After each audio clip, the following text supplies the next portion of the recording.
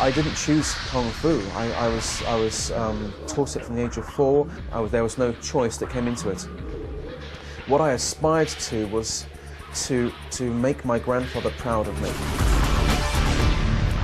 From the age of 18, I started to enter the World Championships. And I held the world title for the 3 years.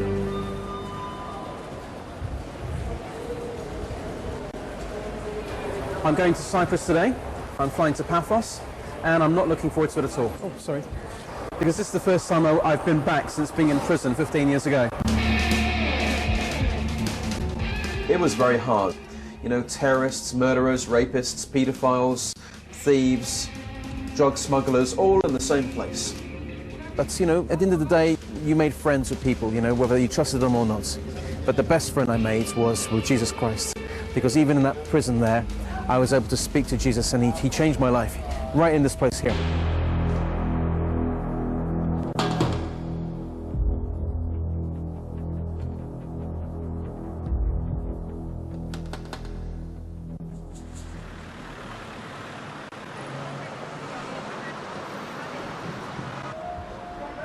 I was born in England, in London, to a Chinese mum and an Italian father, and when I was born, my father contracted an illness called multiple sclerosis, which was deteriorating his health pretty rapidly.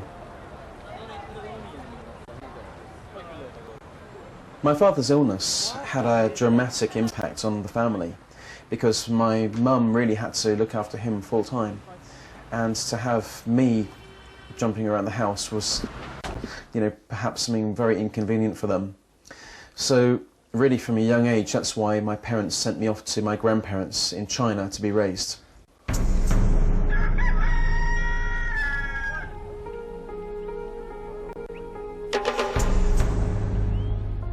I remember crying a lot.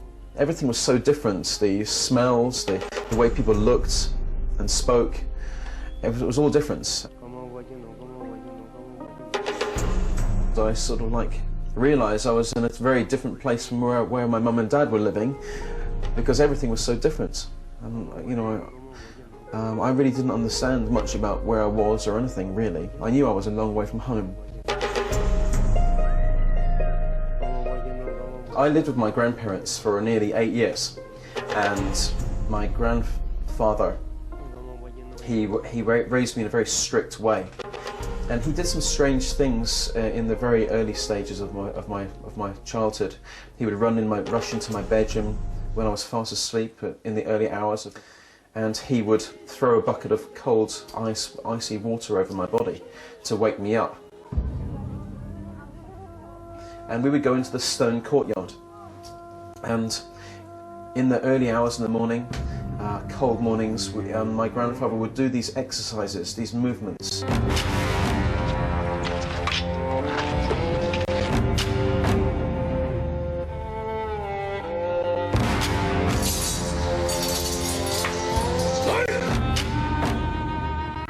And, well, in the beginning I thought we were playing a game. I didn't really know what it was. I just had to do what he was doing. So I copied my grandfather.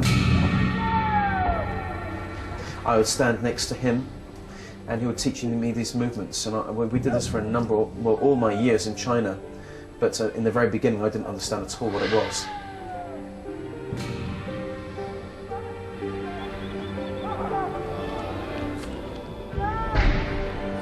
I now know that my grandfather was a grandmaster in Kung Fu, and Kung Fu has been a tradition in my family for nearly 500 years, passed down through the generations. I'm the only boy, male, left in the family. All my cousins, all 33 of them, are all girls. And so really to pass down the tradition down to me would be the most honourable scenario.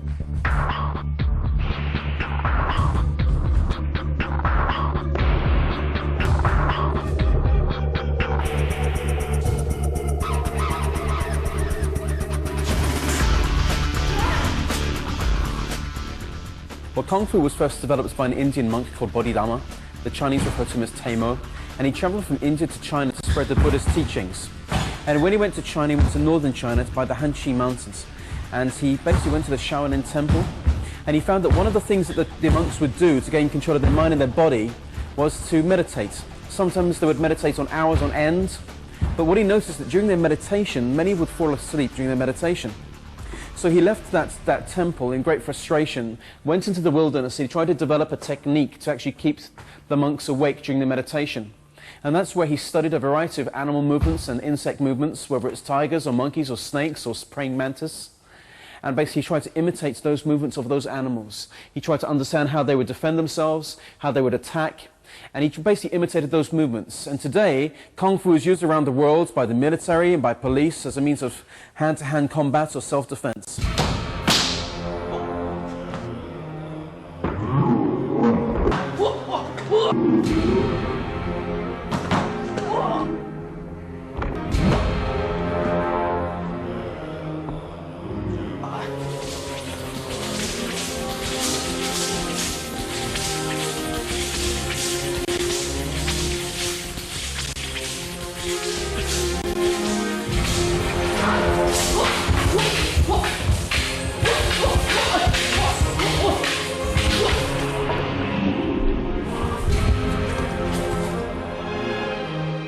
In many respects, the animal is far more powerful than the human in terms of its control of its body, you know?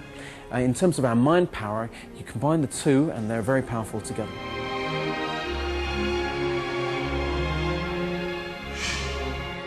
So the main animal which I was actually studying was the tiger. So we're going to Tai Chi Quan, and really we tried to understand and actually we followed this animal and we kept a distance, the tiger. It was a reasonably tame tiger that lived near to the village where we lived in Guangdong, and near to this mountain.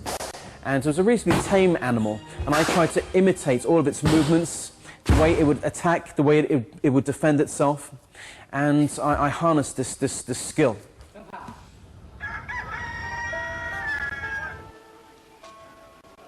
I never wanted to learn Kung Fu to impress my friends or to become a grandmaster. I was taught it from the age of 4. There was no choice that came into it.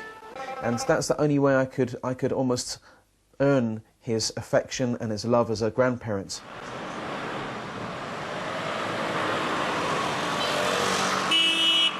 By the age of 12, my mum and dad had saved enough money for me to live with them. They were living in North London in a council flat, which was given to them by the government. And they had a room for me to stay in. And we arranged that by the age of 12 I could return to England. I was very excited, but the other emotion was I was very scared as well, because I really felt like I was laying foundations and roots in China now. Even though it was hard and it was very high discipline, it was what I became very used to and accustomed to. Where's your bag, Ethan? Do you want to go and get it for me, please? No, go and get it.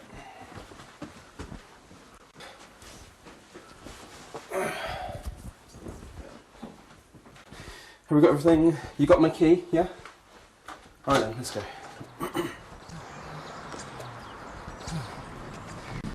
Well, shall we say a little prayer? Go on, you go first.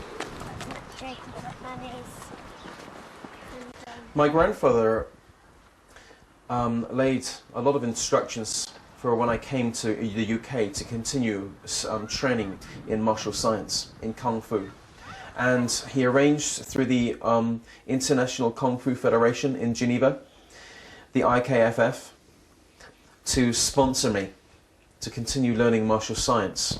And they made an arrangement with a school in London.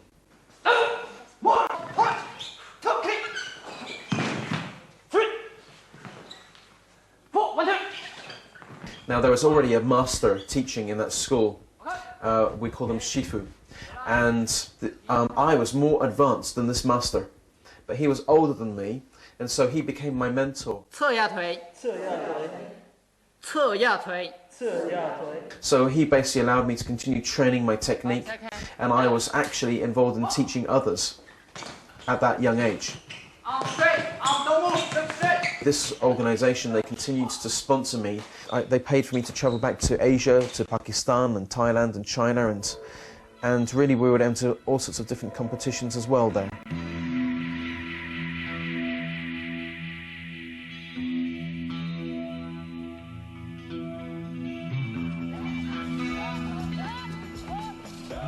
I was entering lots of competitions now in Asia, and you know, from the age of 18 I had started to enter the World Championships.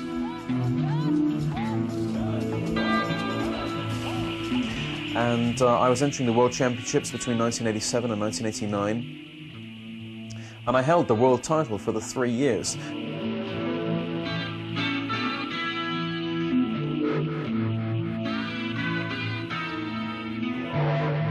It gave me an opportunity to make some money for my parents, and it was the International Kung Fu Federation that continues to sponsor me, training and entering competitions, until the point came when they wanted for me to work with them. And I was doing various assignments where I traveled to schools teaching Kung Fu around the world. I would be like a guest instructor where I would go to a school and I would be involved in giving belts and levels, degrees to students and teachers.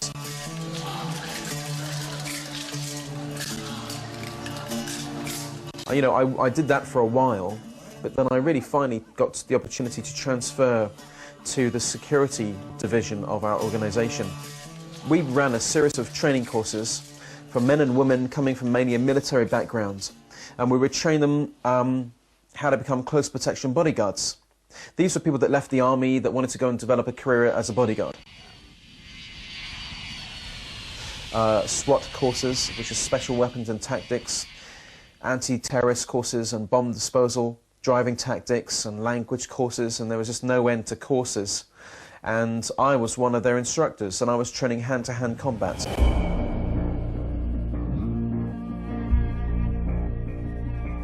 And I worked in a gym all day long, and we would be training out all day long.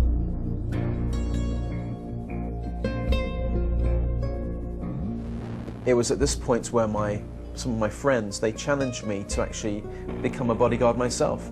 They were just putting the idea into my mind that I could earn a lot of money with my Kung Fu skill. And well, I took the carrot because they were earning a lot of money and they were traveling around the world, and I wanted a bit of excitement, something different, you know, to travel, and I was very keen to see the rest of the world as well and earn a lot of money as I was doing it. And I finally became a fully trained bodyguard. These were people which would, you know, spend a lot of money on buying a flashy boat or a car, and the next week they'll just buy a bodyguard. It was nothing more than that. And I got very disappointed because we were thoroughly trained, but this was just my first sort of assignments. And I did several like this, but I was working on one assignment in Switzerland with a little boy. He was under the custody of his mother. His parents had separated. His father had a very checkered past. This boy was living with his mum, and one day, it was a one-man assignment, and one day there was a kidnap attempt. And it was a real mess because there was a very large mansion, a very large driveway, and there was a gatehouse where there was a security guard. And this guard allowed to come onto the premises. And I just received the news. Now what I should have done is I should have taken that boy immediately to a safe place, to a safe spot. I should not have left his side, but I left him. And they were there to kidnap this boy with guns. There was a close combat situation where I fought with these people, even though they had firearms. It was obviously arranged by the father. That's what it was assumed, although that was never proven, but that's what we assumed was the case. Well, anyway, in that situation, I was able to turn the situation around, and I looked like the good guy. But actually, I did not follow the procedure. I did not follow the protocol. I should not have left that boy's son. I put that boy. I should have stayed by him all the way, but I put his life in jeopardy. But because the boy was not kidnapped, I was promoted. And that's where they moved me to work with diplomats.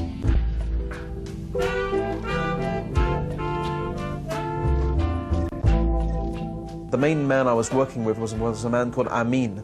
And he was the Saudi Arabian ambassador in England. And I was going to work with this guy in England and 2 other countries, Italy and Cyprus.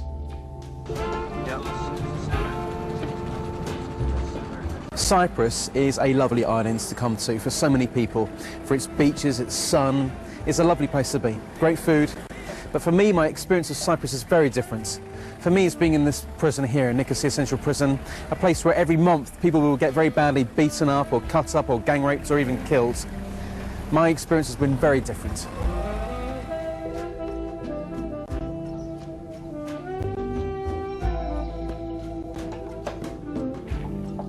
Well, Amin was a very generous man. He certainly enjoyed the good life, and when he was in the Western countries, he would gamble in casinos, so it was very lucrative for him. You know, he wanted to give me a little gift. Well, it was a big gift. It was a wad of money, about that thick, without exaggerating. And he offered me this money gift, and he said to me, "Tony, you're doing a great job for me, and I just wanted to, this is a little way of saying thank you." And he did this with many of his other staff as well. And I thanked him courteously, and I was making my way to the door when he just said, "Tony, can I just ask you to do me one little favour?"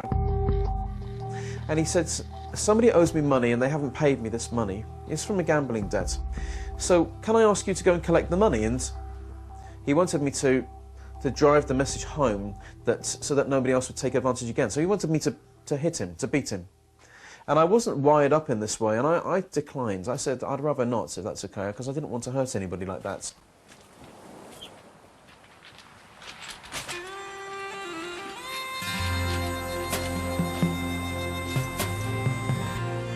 I was engaged to a girl called Aya from Sweden. She was the most amazing person I'd met by this point in my life. She was blind, and she was had a really wonderful, friendly personality, and we were in love with each other. We wanted to get married, in fact. But when I was in Italy, she was in a friend's car in England, and they were involved in a car accident with joyriders, and she was killed in this car accident. I was lying awake last night, waiting for your call. But if the rumors are true... And I received news by telephone, and I began to become very bitter and twisted and angry, and I didn't want to live anymore, and I felt very suicidal. I'm trying hard to understand what it takes to be a man. I was getting angry and violent, and I began to take out my anger on others. Amin asked me at this point, soon after, if I would go and collect money for him again. Well, I thought, yes, I'll go. And I began to go to people's homes and businesses, and, I now became a debt collector. Hi, Michael. Welcome to Cyprus. So we finally transferred to Cyprus, to the embassy in Cyprus, and we were based in both Nicosia and Limassol. It was at this point when my father, he asked me if I could help him find this money for an operation in the region of 30 to 40,000. And I earned a lot of money in close protection and also debt collection as well. But I didn't have that money on me because I was living a loser's life. And I figured to myself, I'll just do some extra debt collection. I was collecting a debt from somebody living in a five-star hotel. And I broke into this five-star hotel, and this was like a palace up there. And I made the person pay me the money, and I took extra money, but it wasn't enough. I beat them up, and when I left their room, I was going to leave the hotel, but I thought to myself, if that guy was so rich and he's living in there, then I'll break into all the other rooms as well, on that floor. And so I broke into all the other rooms on that floor, and I would steal the money.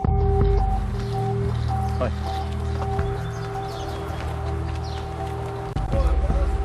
Is it here?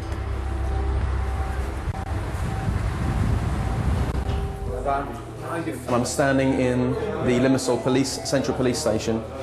I feel so nervous to be here. My heart's beating, pounding me. Obviously, when I committed those crimes, I was obviously arrested, and I was brought here to this police station, and I probably spent near to maybe a month in the remand cell, which is I think somewhere behind me, and it was very hard going. We had a pile of crimes that high. I wouldn't speak to the CID officers. You know, I was very stubborn and very hard, but they would beat me to speak, and they were playing good cop, bad cop. You know, eventually I admitted to everything, but in total I did about a month in this remand cell, which is a very, very badly kept cell. Soon after that, they sentenced me to a 3-year prison sentence in Nicosia Central Prison. Oh, that's how they, okay. I remember him as well. You remember Bola? Yes. Sorry, I don't know. Sure.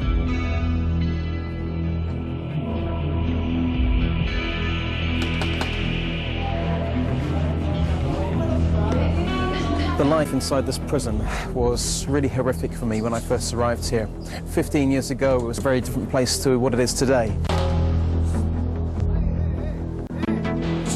Every day was a day for self-preservation, because there would be people doing horrible things to each other in this place. And so from day one, I was very violent.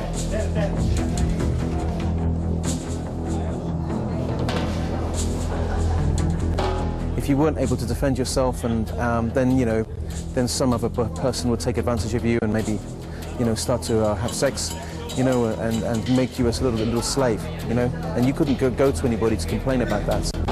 Many tears and much blood was shed in this place.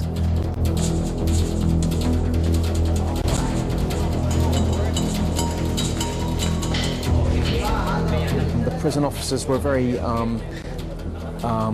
distanced from the prisoners. People were left to do their own thing, and you'd pass your hours away. It was an open situation, but sometimes if they left you locked in your cell, you'd be left sometimes locked for days.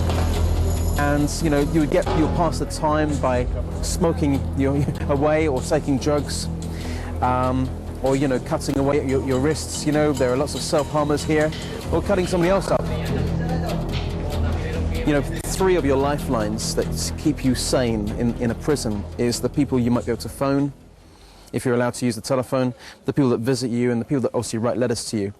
And, none of my friends or my family wrote a single letter to me, and none of them wanted to come and see me because I was bad news.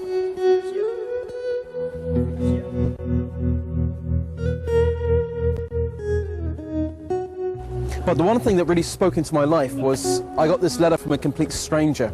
My own friends and family couldn't be bothered to write to me or visit me, but this stranger wrote to me, and that really spoke into my life. That would have showed right from the beginning that he didn't have anyone there. Now, also, I know that one of the things, like the other prisoner that I was visiting too, was that I could provide him with a Coca-Cola and something to eat, and that even in that, I knew by this time that even that was something that they didn't get when they were on inside. They only got that in the visiting room. I was starting to think, why does this guy want to see me? What, does he want to convert me or make me some sort of Bible basher? And I was pretty sure he wanted to change me or get something from these visits. It was a while before Tony started to talk about the things that were going on inside. I mean, I was a stranger to him. He was a stranger to me, so he wasn't going to open up and everything to me right from the beginning. But as we became friends, I suppose, as time went on, and you do become friends as you visit week by week, then little bits would have come out. He never judged me once. Normally the first thing a prisoner is asked is, what have you done to be in prison? How long are you serving? And all these sorts of details. They want the gory details, whereas Michael, he was not interested in that. He was interested in something far deeper than that, and he wasn't trying to convert me. He was like, it's like a beggar. He was like a beggar that's found some food, and he's wanting to share it with another beggar, and that's me. I'm always happy to share friendship. It does include sharing my life, but in the end, it's friendship for those that need friendship. He shared with me about the thing that was the most important thing in his life, and he told me that was Jesus Christ. Now, for me, I had no concept of this at all, because I was a Buddhist. I did not believe in God. I had got myself so down the wrong road in life, I became violent and aggressive, and here I was in this prison.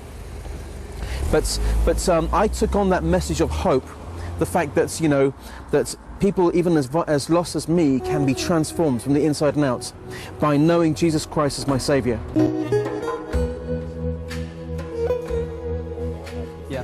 Yeah.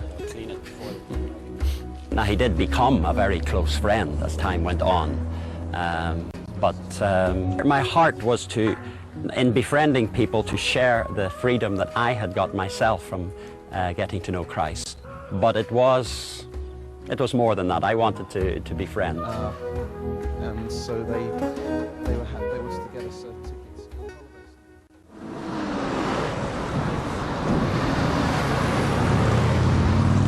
You know, being caged up for 3 years, where literally every single month some guy would get beaten up or cut up or gang raped or even killed. It just does something to your brain. And so I've had it really hard to just be in society, you know. And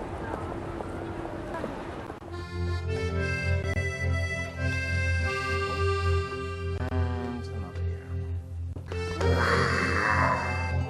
year. People were concerned because he Nose, we need a nose. He kind of had a different approach to life, as it were. But I don't think I've ever felt that there was anything in his past that could come between us, because in a sense I've always felt that a line was drawn when he gave his heart to the Lord, when he became a Christian. A line was drawn there and that was finished. And I never knew that person, and the person I know now is what I'm interested in, and therefore I've felt that in the 15 years that I've known him, he's been consistently honest with me all the time, and therefore that's what I know. And just I wouldn't say there's any distrust of that, because that was who he was and that's not who he is now. I work as a full-time evangelist, and I go to prisons, schools, universities, churches, concerts, festivals, and I really share the message of God, the gospel message, with people from all walks of life.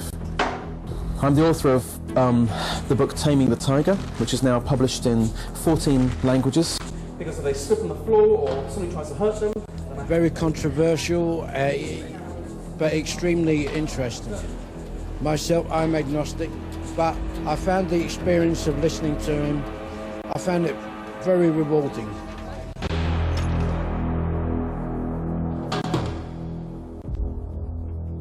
I called on the name of Jesus Christ, and Jesus saved my life in a